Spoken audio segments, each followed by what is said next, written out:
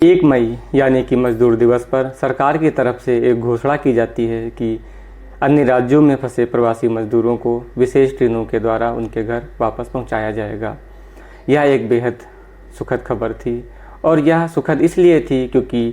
भारत के तमाम हिस्सों से जो तस्वीरें आ रही थी वो बेहद झकझोर देने वाली थी और बेहद दर्दनाक थी।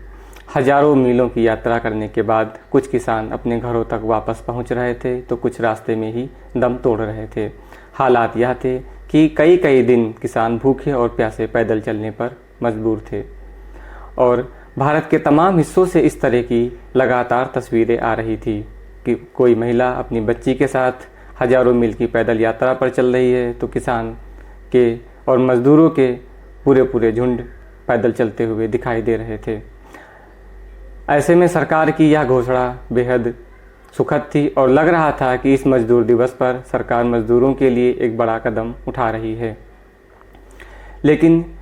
आश्चर्य तब हुआ जब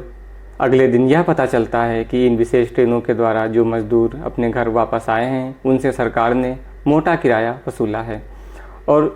मात्र किराया ही नहीं वसूला है बल्कि उनसे 50 रुपये अतिरिक्त चार्ज भी लिया गया है। ऐसे में सवाल यह उठता है, क्या राज्य और केंद्र सरकार मजदूरों का जो किराया था वह अपने मद से नहीं चुका सकती थी? और यह सवाल इसलिए भी जायज़ है। ऐसा वर्ग जो आराम से टिकट के पैसे चुका सकता था उन्हें सरकार अपने खर्च पर वापस लाती है। इनमें से अधिकतर छात्र ऐसे हैं जो आराम से टिकट के पैसे चुका सकते थे और एक बड़ा वर्ग वो है जो दाने दाने को मोहताज है, जिसके पास खाने तक के लिए पैसे नहीं हैं। उन्हें राज्य सरकार और केंद्र सरकार की तरफ से कोई भी रियायत नहीं दी गई है। रियायत की उम्मीद करना तब और बेईमानी हो जाती है जब किराए के साथ साथ 50 रुपये अतिरिक्त वसूले गए हों। लोकसभा के एक सवाल के जवाब में मंत्री वी मुरलीधरन बताते हैं कि एयर इंडिया के जो विशेष विमान वुहान से 640 से अधिक छात्रों को लेकर के 31 जनवरी और 1 फरवरी के बीच आए थे, उनके लिए एयर इंडिया ने 5 करोड़ 98 लाख कुछ रुपए का बिल भारत सरकार को सौंपा है और यह एक प्रोटोकॉल है। ऐसा बताते हुए वह कहते हैं कि इसके साथ साथ विदेश में फंसे इटली, रोम और जापान से जो भी भारतीय नागरिक वापस लाए गए हैं उनके आने का जो खर्च है वो भारत सरकार वहन करेगी। उड्डयन विशेषज्ञ कपिल कौल बताते हैं कि यह प्रथा काफ़ी पहले से चली आ रही है और दुनिया के हर राष्ट्र लगभग ऐसा ही करते हैं।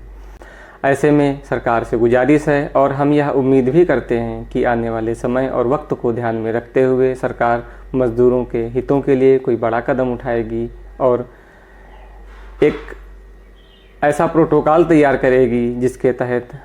यदि कोई प्रवासी मजदूर यदि भारत के किसी दूसरे हिस्से में फंसा हुआ कोई व्यक्ति किसी समस्या और आपदा के चलते अपने घर नहीं पहुंच पा रहा है तो सरकारें अपनी जेब से अपने खर्च पर उन्हें उनके घर तक पहुंचाएंगी।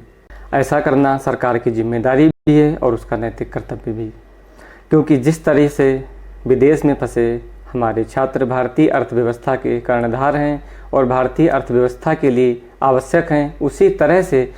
देश के विभिन्न हिस्सों में, फैक्ट्रियों में, अन्य जगहों पर काम कर रहे भारतीय मजदूर भी भारतीय अर्थव्यवस्था के लिए उतने ही आवश्यक हैं और उतने ही जरूरी भी।